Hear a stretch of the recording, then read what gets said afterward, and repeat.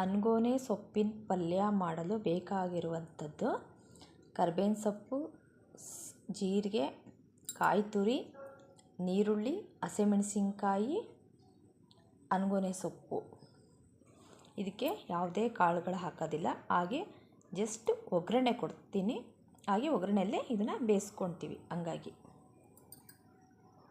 ಮೊದಲಿಗೆ ಗ್ಯಾಸ್ ಹಚ್ಕೊಂಡು ಒಂದು ಪಾತ್ರೆ ಇಟ್ಕೊಬೇಕು.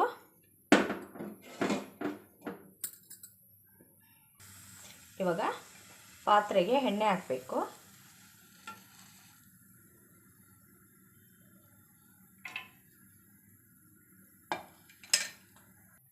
ಇವಾಗ ಎಣ್ಣೆ ಕಾದಿದೆ. ಅದಕ್ಕೆ ಸಾಸಿವೆ,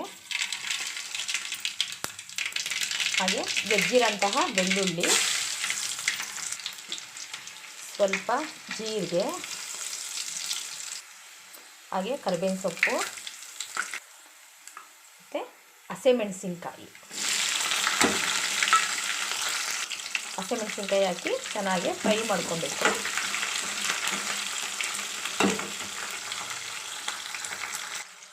ಆಮೇಲೆ ನೀರುಳ್ಳಿ ಹಾಕಬೇಕು. ಸ್ವಲ್ಪ ನೀರುಳ್ಳಿನ ಜಾಸ್ತಿನೇ ಹಾಕಬೇಕು. ಅಂದರೆ ಒಂದು 2 ರಿಂದ 3 ದೊಡ್ಡ ದೊಡ್ಡ ನೀರುಳ್ಳಿನೇ ಹೆಚ್ಚು ಹಾಕ್ಕೊಬೇಕು. ಈ ಪಲ್ಯಕ್ಕೆ ಸ್ವಲ್ಪ ನೀರುಳ್ಳಿ ಜಾಸ್ತಿ ಇರಬೇಕು.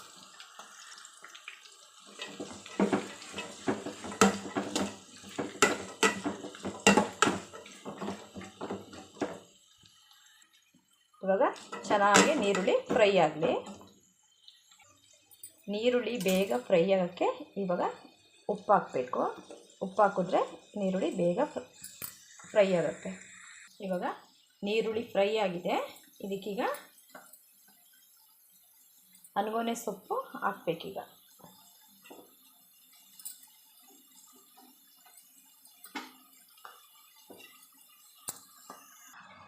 ಇವಾಗ ಪೂರ್ತಿ ಅನ್ಗೋನೆ ಸೊಪ್ಪು ಹಾಕಿದೆ. ಇದು ಸ್ವಲ್ಪ ಬೇಯಬೇಕು. ಬೆಂದಾಗ ಏನಾಗುತ್ತೆ, ಆ ಸೊಪ್ಪು ಕೆಳಗೋಗುತ್ತೆ.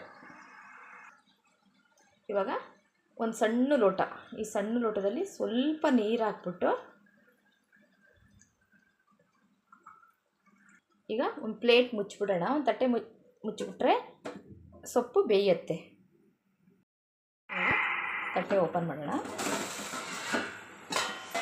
ನೋಡಿ, ಸೊಪ್ಪೆಲ್ಲ ಬೆಂದು ಪಾತ್ರೆ ಫುಲ್ ಹಾಕಿದ್ವಲ್ಲ ಸೊಪ್ಪು, ಎಲ್ಲ ಬೆಂದ್ಬಿಟ್ಟು ಎಷ್ಟು ಕೆಳಗಡೆ ಹೋಗಿದೆ ಅಂತ ಅಲ್ವಾ. ಇವಾಗ ಮಿಕ್ಸ್ ಮಾಡ್ಕೊಬೇಕು ನೀಟಾಗಿ.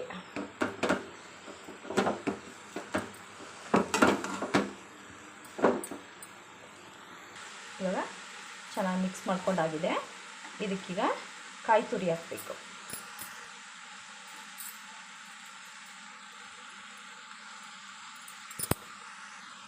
ಕಾಯಿ ತುರಿ ಹಾಕಿದ್ಮೇಲೆ ಚೆನ್ನಾಗಿ ಮತ್ತೊಂದ್ಸಲಿ ಮಿಕ್ಸ್ ಮಾಡ್ಕೊಬೇಕು ನೀಟಾಗಿ.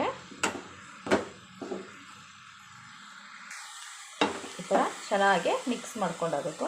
ಈಗ ಪಲ್ಯ ರೆಡಿಯಾಗಿದೆ. ಗ್ಯಾಸ್ ಆಫ್ ಮಾಡಿಬಿಡೋಣ. ಒಂದು ಪ್ಲೇಟಿಗೆ ಸರ್ವ್ ಮಾಡ್ಕೊಬೇಕೀಗ.